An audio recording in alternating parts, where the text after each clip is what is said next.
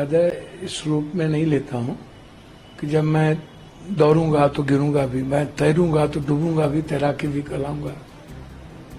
उखरी में मुरी दूंगा तो समाज से कितना डरूं?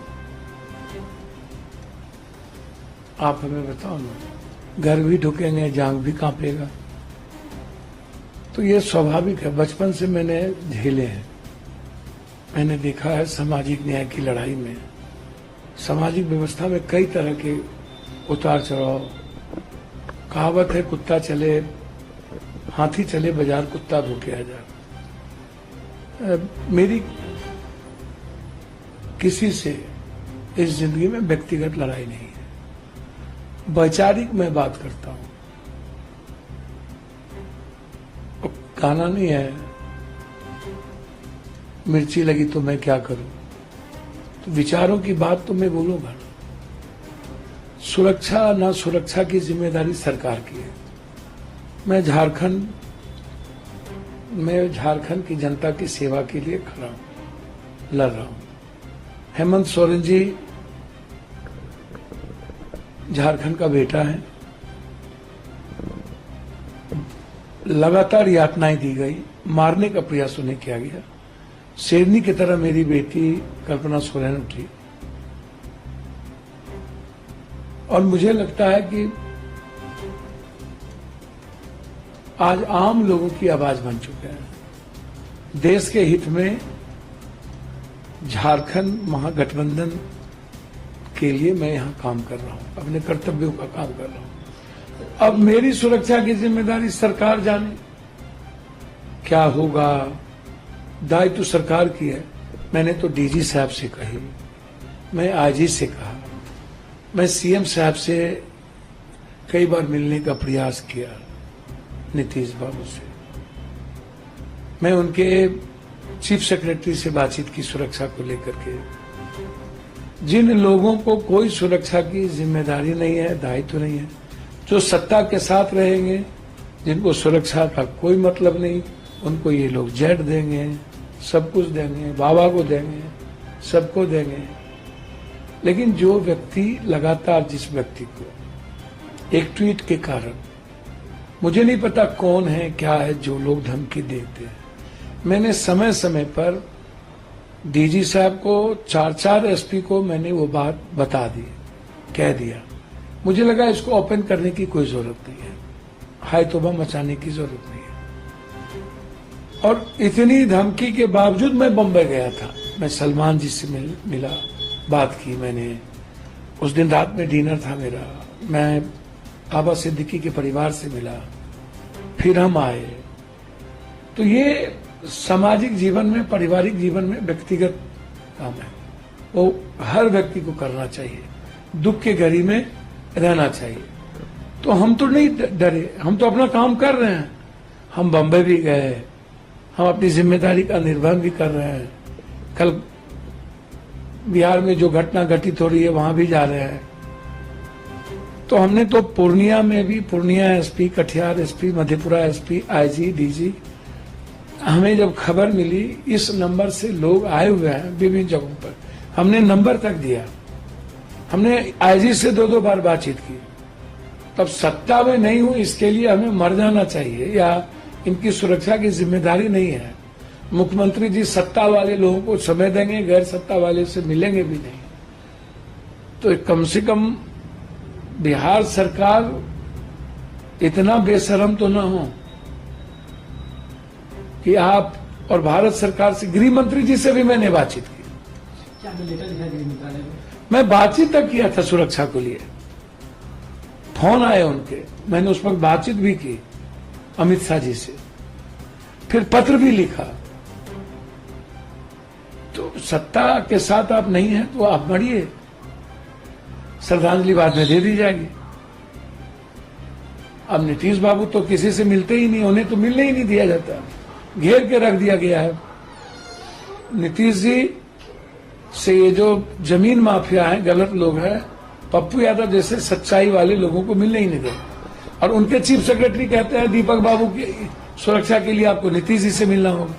मैं उनके प्राइवेट सेक्रेटरी को फोन करता हूं तो वो कहते हैं कि मैं कह दिया हूं। मैंने तो उनके प्राइवेट सेक्रेटरी को फोन कर किया कि भैया मुझे मारने की साजिश की जा रही है, तो कहां अनसुनी, सबने अनसुनी कर दिया। इतनी बड़ी बड़ी घटनाओं के बावजूद ना तो केंद्र सरकार गंभीर हुए सुरक्षा के प्रति, तो मुझे चिंता नहीं है। मैं तो आग्रह हाथ जोड़ के करूंगा, आप सुरक्षा देने में सक्षम नहीं है तो आप कह दीजिए, मैं अपनी सुरक्षा खुद कर लूंगा। सलमान खान के प्रकरण के बाद जब उन पर आपने उनके बारे में बातें की, उनसे नजदीकी आपने जाहिर की, उसके बाद से धमकी आने लगी। देखिए, सलमान खान की बात नहीं है या बाबा सिद्दीकी की बात नहीं है, ना किसी गैंग की बात है। मैंने स्वाभाविक रूप से एक ट्वीट किया कि देश, संविधान, लोकतंत्र से बड़ा कोई नहीं, कोई व्यक्ति नहीं। कानून सबसे बड़ा, संविधान सबसे बड़ा, उससे बड़ा यदि कोई भी सरकार किसी को बनाता है तो वो गलत है। बस मैं फिर कह रहा हूं, ना मेरी किसी से निजी दुश्मनी है, ना मुझे किसी के गैंगवार से लेना देना है।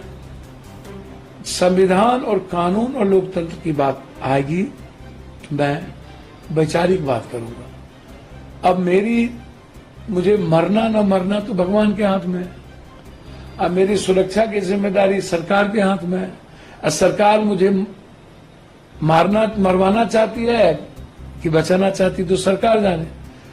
इतने समय समय पर वीडियो ऑडियो देने के बावजूद एक भी एसपी, एक भी डीआईजी, आईजी ने एक प्रतिक्रिया तक नहीं दी, तो इसका मतलब साफ है कि वो श्रद्धांजलि देने आएंगे। अब आते हैं राजनीतिक तरफ। आप झारखंड में हैं, चुनाव का माहौल है यहाँ पर। अभी कुछ देर पहले मुख्यमंत्री हेमंत सोरेन के साथ मंच भी साझा किया आपने। ओवरऑल झारखंड में क्या माहौल लग रहा है? बीजेपी की तरफ से लगातार मुद्दा उठाया जा रहा है, डेमोग्राफी चेंज, बांग्लादेशी घुसपैठ, क्या ये सब रियल माइंड? ये सब मुद्दा खत्म हो गया है, ये सब गए मुद्दा। छत्तीसगढ़, उड़ीसा में जिस तरीके से आदिवासी, गरीब, कमजोर तबके की जमीन हथियाए जा रहे हैं बीजेपी की सरकार बनने के बाद, वो उसकी गिद्ध दृष्टि यहां भी है जल जंगल जमीन पर। यह लड़ाई बाहरी और भीतरी की है, ये लड़ाई आत्म स्वाभिमान की हो गई है। ये लड़ाई हेमंत बिस्वा जैसे गुंडा और क्रांतिकारी हेमंत के नेतृत्व की है। सबसे ज्यादा झारखंड में बीजेपी की सरकार रही, तो झारखंड की इकोनॉमी कहां गई, झारखंड का रोजगार कहां गया, झारखंड की सारी कोयला लोहा कहां गई, झारखंड की रॉयल्टी कहां गई? 1,36,000 रुपया। सारे पैसे तो बीजेपी वाले लूटे। 4 चीफ मिनिस्टर इनके साथ हैं, एक भी कैंडिडेट नहीं है, उम्मीदवार नहीं है, तो कौन लड़ेंगे?